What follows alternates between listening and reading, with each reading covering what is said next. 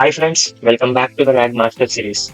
I am Mahendra and today we are diving deep into vector embeddings, the mathematical foundation that make RAG possible. In our last video, we covered what RAG is and why it's revolutionary. Today we are getting our hands dirty with the core technology that powers it all. By the end of this video, you will not only understand embeddings conceptually, but you will have created your first embeddings using both OpenAI and open source models. Okay, let's get started with a small example. Imagine this. We have the words like king, queen, man, and woman. To you and me, it's obvious that king relates to man and queen relates to woman. But how does a computer understand the relationships? Here is where the magic happens. Vector embeddings and mathematically represent these relationships. In fact, there's a famous equation in the embedding world. That is king minus man plus woman is equal to queen. This isn't it just a cool party trick? This mathematical representation of meaning is what allows RAG systems to find relevant documents, understand context, and provide accurate answers. But how does text become math? Let's find out. Vector embeddings are numerical representation of text that captures semantic meaning. Think of them as coordinates in a multidimensional space where similar concepts are located close to each other. Let me show you a simple example. If we plot words in just two dimensions, we might see all animals' names are clustered together, and all colors are clustered together, and emotions are clustered together.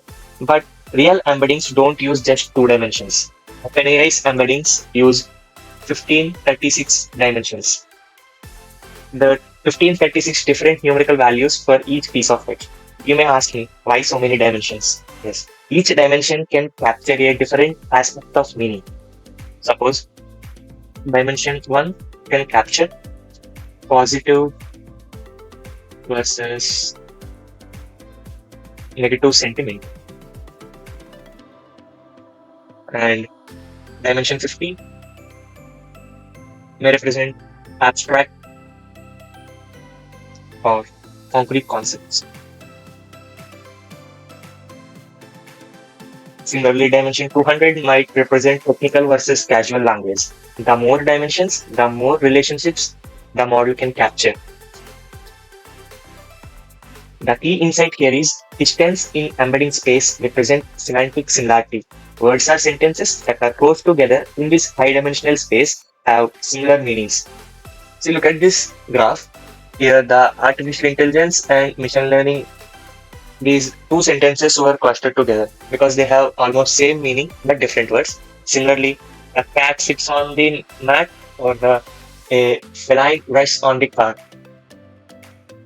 These two sentences almost have the same meaning but with different words. And here dogs are great pets. This one also a different sentence when compared to other four sentences. So it was far away from artificial intelligence, and here the cat sits on the mat.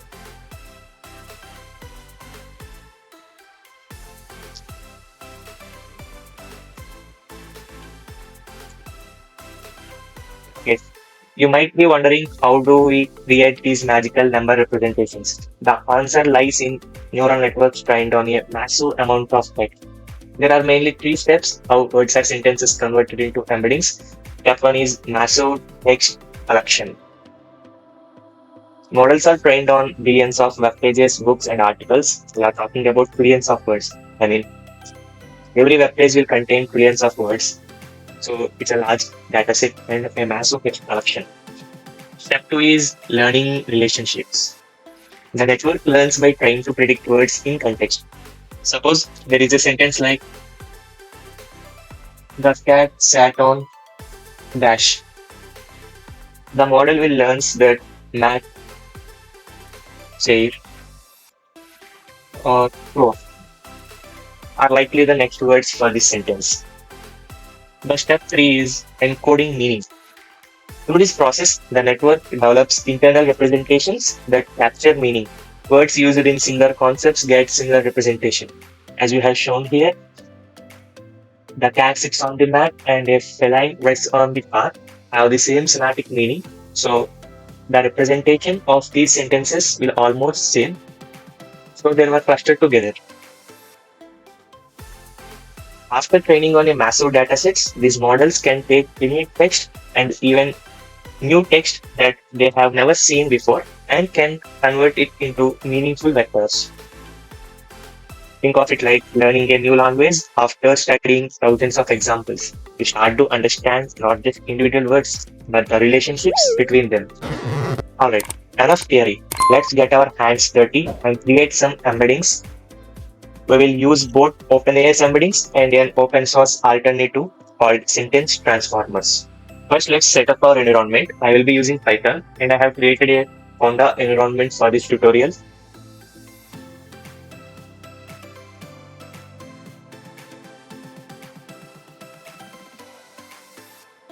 Next, download all the required libraries. Since I have already downloaded them, it was showing requirement already satisfied. You need to download all these libraries before proceeding with this tutorial.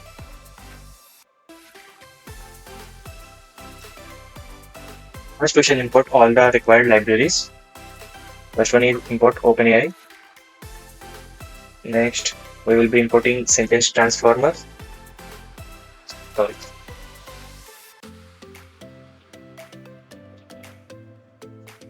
Importing sentence transformer. And next, I will be importing numpy. Next, matplotlib. Next, we will be importing cosine similarity from a scalar.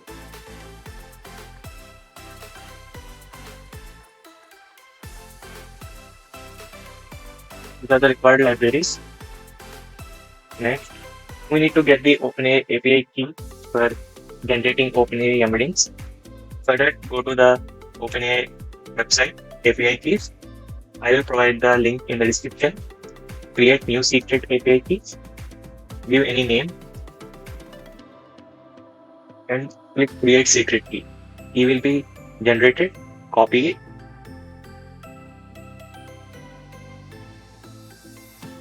OpenAI.api.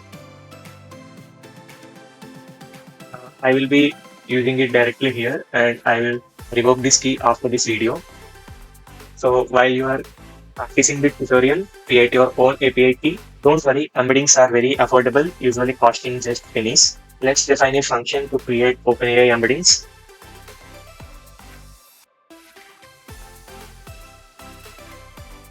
We will be using text embedding free small model from OpenAI.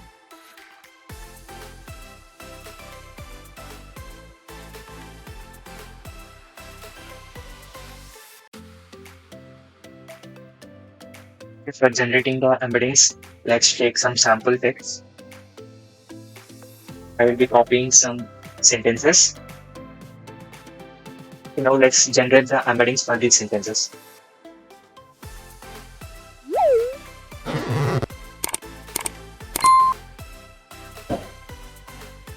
Okay.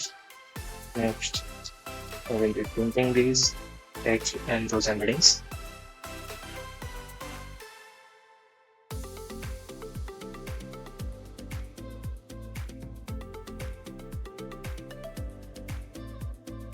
Let's see what will be the embeddings for these sentences.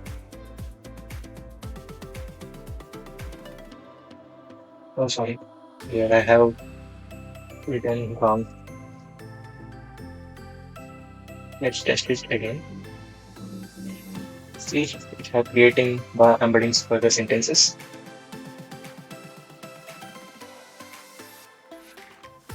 Here you can notice few things. Each embedding has 1536 dimensions and we are only printing only 5 values of them. All the numbers are between -1 to 1. This is typically for normalized embeddings. And different text produce different embeddings. But similar text should have similar vectors. Let's verify this by calculating the similarity. Now for the exciting part, let's see if our embeddings actually capture meaning by measuring similarity between different texts. Okay, let's write a function to calculate similarity between the sentences. As we have discussed it before, we will be using cosine similarity to calculate the similarity.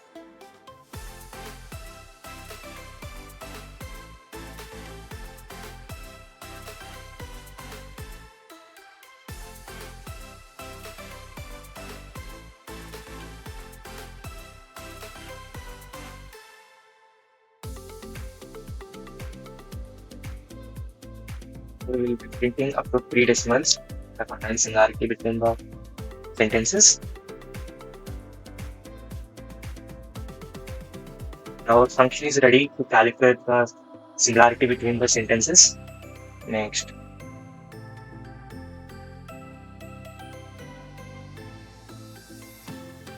you can see here the cat sits on the mat and the feline rests on the carpet.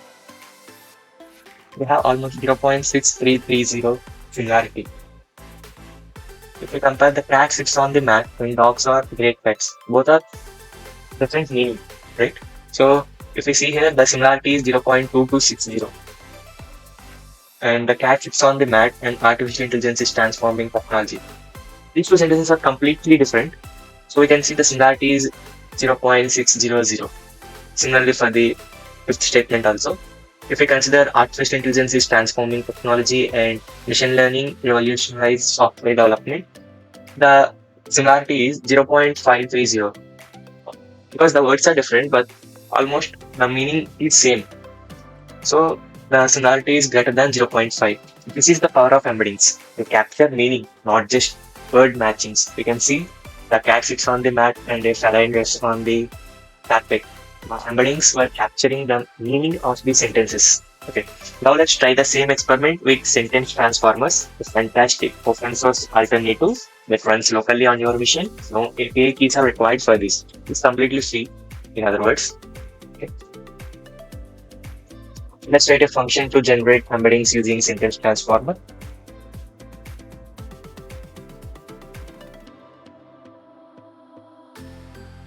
We shall define the model at first. I will be using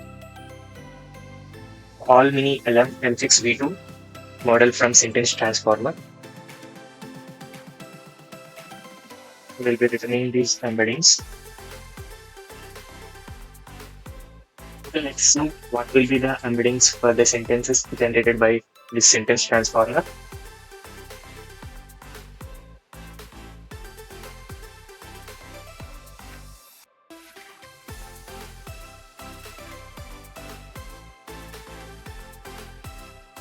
As we printed for the OpenAI embeddings, here also we will be printing only 5 values. So let's run this.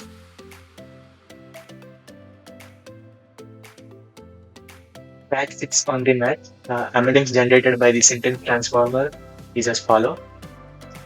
You can see there is a difference between the embeddings generated by sentence transformer and the embeddings generated by the OpenAI. Okay, we can observe some differences too.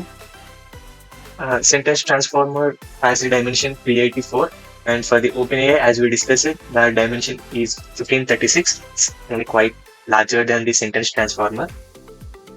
And sentence transformer runs locally, so no internet required after download. Free to use, no API cost, and it is a smaller model, so faster processing for many applications. Let's compare the similarities of the both embeddings, the OpenAI embeddings and the sentence transformer embeddings.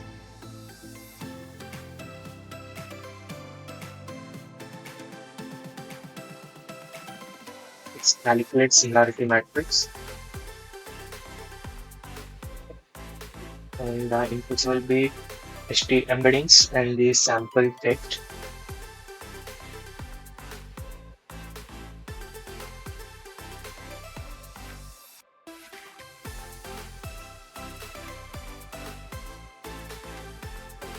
Here will be HT similarity.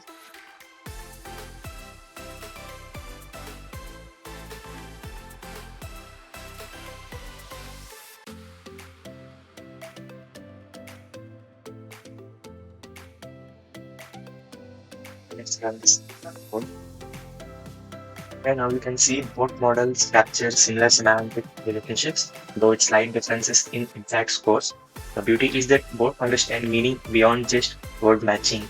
See here, the cat sits on the mat versus a feline rests on the carpet. OpenAI Embeddings has the similarity score of 0.633 and sentence transformers it is 0.561. It was almost same. And for the neck, the cat sits on the mat versus dogs are great pets for 0.226 for OpenAI and sentence transformer 0.156. There was a slight difference in the exact scores, but they are working well. Right? Okay. Let's create a visual representation of our embeddings. Since we cannot visualize 1636 or 384 dimensions, we will use a technique called dimensionality reduction to project them into the 2D space. Okay, let's write a function for visualizing the embeddings. For this purpose, I will be using PCA from sklearn.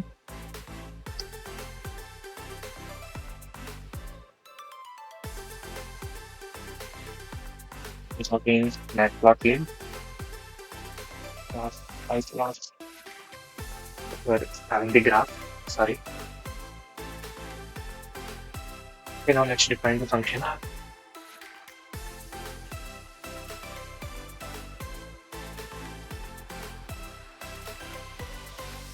Here we will be specifying a dimension. I mean, which dimension we should reduce the multi-dimension. We will be specifying 2 here.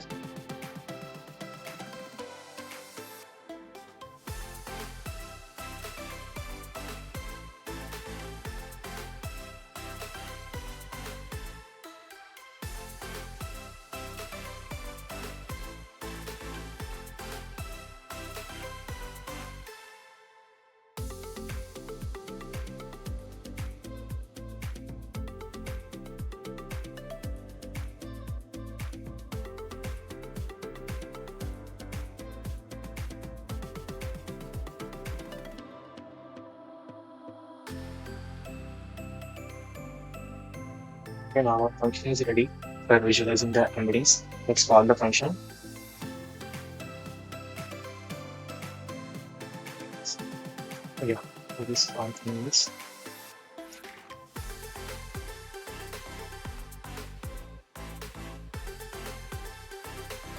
look at the clustering.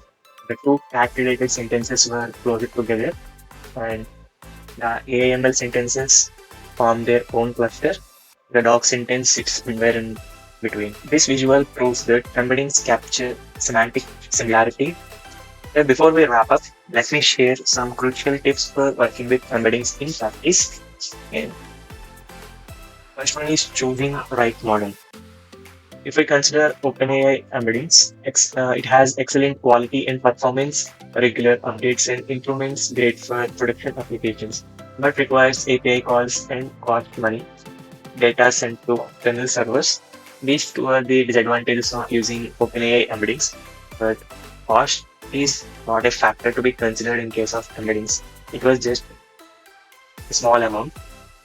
For sentence transformers, they can run it locally and it is free of cost, privacy friendly because no data is sent to external servers. There were many specialized models available in sentence transformers, great for experimentation, but it was slightly lower quality when compared to the latest OpenAI models, requires local GPU for best performance. For small models, GPU is not required, but if we prefer high quality and the model was larger, we would prefer to use GPU for better performance. Now let's discuss about some performance optimization technique. The first one is batch processing. You may ask me why batch processing matters. Yes, batch processing is crucial for efficiency when working with many texts. It will reduce the API calls by 100 times. I mean, if we have 5 sentences, if we run them separately, it will call 5 API requests to generate 5 different embeddings. If we use batch processing, only one API call will be sent. Therefore, lowering API calls and significantly faster processing time. It also helps avoiding API rate limits. So let's see the process by an example. You can see without batch processing, For the 5 statements, the API requires were sent individually and the processing time is 3.12 seconds. If we apply batch processing, the processing time will be reduced. See, it was 1.19 seconds. Well, it was reduced to 1.19 from 3.92. So using batch processing, we can reduce the processing time and the number of API calls we were needing. Okay, coming to the next performance optimization technique, it was caching system. You may ask why caching is essential. Yes. Embeddings are expensive to compute, so caching saves, avoiding recomputing identical text, and it will reduce API calls and also the cost, plus computational overhead. I mean, first you have generated the embeddings for the 5 statements. If we didn't save the embeddings, again, if we want those embeddings, we should generate the embeddings again. So this is where the caching helps. We will save the embeddings in the cache, and when they are required, they were imported from the cache. So let's see with an example. See, loaded cache with 1 entries, cache for model OpenAI. So actually, I have run the code previously, so the embeddings were saved to the cache. Here it is. When I run the code snippet, it was imported from the kill file. The next optimization technique is vector normalization. Normalization ensures all vectors have the unique length 1. As we have discussed it before, when we see the OpenAI embeddings, they were in between -1 to 1. It means they are normalized. In some cases, the embeddings were not normalized. So to get better accuracy and performance, we need to normalize them. And this is a small function to normalize the embeddings.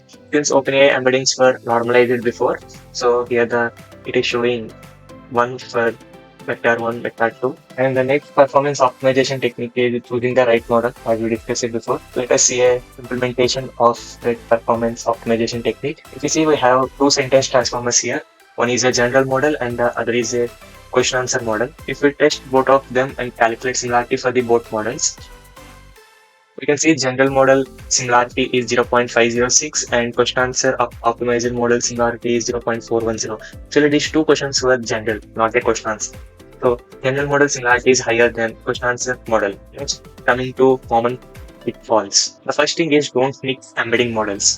Embeddings from different models exist in different mathematical spaces. Comparing them is like comparing temperatures in Celsius with the distance in miles. The numbers are meaningless, right? As we have seen before, the dimension of OpenAI is 1536 and the dimension of sentence transformer is something lower than that. So if we try to calculate the similarity of 2 different embeddings, here I am using embedding 1 is OpenAI embedding and embedding 2 is the embeddings generated by sentence transformer. We can see we are getting an error like incompatible dimensions for X and Y matrices because OpenAI embedding shape is 1536 and sentence transformer generated a embedding of dimension 384. The correct procedure is using embeddings of the same model. See, here I have used the embeddings of OpenAI for the both. The result was valid. The second pitfall was handling long text. All embedding models have token limits, right? OpenAI has 8,000 tokens and sentence transformer varies on model, typically 256 to 512 tokens. So what happens? If we input long text, it will get truncated silently, important information is lost, and embedding quality degrades. So what do you think the solution for this problem, the handling of long text? Yes. Truncation with warning. I mean, cut the text but alert user. And the second one is chunking. Split long documents into smaller pieces below the token limits. It is a small function for truncation, and for document chunking, it will preserve all information, so no truncation, creates multiple embeddings per documents, allows more granular search, better handling varied content within documents. Actually, the commonly used chunking strategy is chunk size will be 1000 characters per chunk and overlap 100 characters between chunks. The overlapping is to understand the meaning between the previous sentence and the after sentence. It will ensure context isn't lost at the boundaries. This is a small function to implement the chunking technique. The next pitfall is text preprocessing. Inconsistent formatting can hurt embedding quality. If a sentence has extra spaces or special characters, it may cause errors. So we need to preprocess that text before generating the embeddings. Removing the problematic characters, cleaning up text, and normalization is optional. See, here you can see the raw text is not processed correctly. So we should pre-process it by removing excessive white spaces and removing special characters. Based on the raw text, we should implement all the techniques to make it a proper clean text. This is a small function for pre-processing the text. So here we can see the raw text was this is white space, is white space, poorly. The clean text will be this is poorly formatted text. Next pitfall was understanding embedding bias. Embedding models inherent bias from their training data, like associated certain jobs with genders, so occupational bias, reflecting cultural stereotypes, perpetuating past inequalities. Why this matters? So affects search results, impacts user experience. Okay, this is a small function to detect the potential bias. For the words doctor versus nurse, similarity is 0.385. Those are distinct roles. For engineer versus teacher, you can see the similarity between the words man versus woman, king versus queen. Okay, now you might be wondering, this is cool, okay, but how does this connect to RAG? Great question. In our RAG system, embedding survey bridge between the questions and knowledge. At first, we will be truncating the documents. I mean, we will divide the documents into different chunks and give it to the embedding model. The embedding model will generate the embeddings, and the embeddings were saved in the vector databases. Don't worry, we will discuss about the vector databases in our upcoming video. Okay. When a user asks a question, that question will again send to the embedding generation model. This embedding generation model and the generation model which we use it to generate embeddings for the document should be same. Both models should be same. And the query embeddings were sent to the vector database. Here we will calculate the cosine similarity for the query embeddings and the embeddings that we have saved before. Top K matches will be sent to the LLM, and the user query will also send to the LLM. Based on the query and the relevant context that was retrieved from the database, the LLM will generate the output, and that is the answer for the query the user has asked it. The quality of your embeddings directly impacts the quality of your RAG system. Better embeddings means more accurate document retrieval, which means more relevant context for your AI to work with. In our next video, we will explore vector databases, specialized systems designed to store and search through millions of these embeddings efficiently. Okay, coming to a small assignment. This week, I want you to set up your development environment with the libraries we use it today. Create embeddings for your own text data. Use documents from your text or any few lines from your personal notes. Compare the OpenAI and sentence transformer on your own data. Calculate the similarities and share your findings in the comments. What surprised you about the similarities? Okay. Remember, all the code is available in my GitHub repository. Don't hesitate to experiment and break things. That's how we learn, right? I will be providing the link for the GitHub repo in the description. And that's it. Congratulations. You have just mastered the fundamental building block of RAG systems. You now understand how text becomes meaningful mathematics, and you have seen firsthand how embeddings capture semantic relationship. In our next video, we are taking this knowledge to the next level with vector databases. We will explore how to store millions of embeddings efficiently, perform lightning fast similarity searches, and choose the right vector database for your needs. Some of the vector databases are ChromaDB and Pinecore. We will be discussing in our next video about these two. If you like this video and if this video helped you understand embeddings and you successfully created your first vectors, smash that like button, subscribe for the complete series, and make sure to hit the notification bell. Okay, drop your assignment results in the comment. I love seeing what you discover with your own data. Questions about embeddings? Ask away. I read every comment and they often inspire me to make future videos. Thanks for coding along with me today. I will see you in the next video where we dive into the fascinating world of RAG databases.